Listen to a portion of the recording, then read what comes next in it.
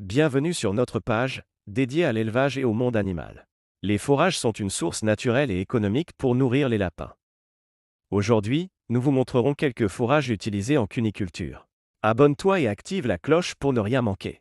Mangifera indica. Manguier.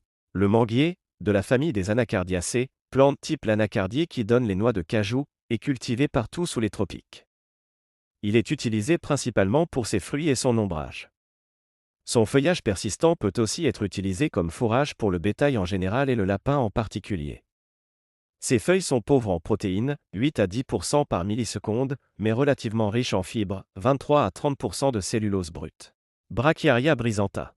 Panicum brisantin, Urocloa brisanta. Cette graminée fourragère peut être cultivée dans régions où la pluviométrie dépasse 750 mm par an.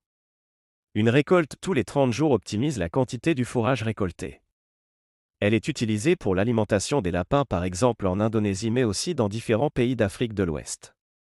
Sa teneur en protéines est faible à très faible, 4 à 9% par milliseconde, mais c'est une bonne source de fibres, 29 à 33% de cellulose brute par milliseconde.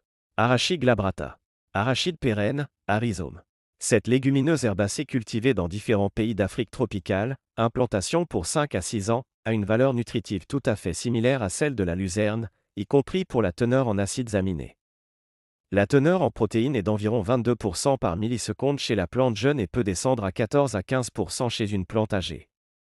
La teneur en cellulose brute est de 22 à 28% en fonction du stade végétatif.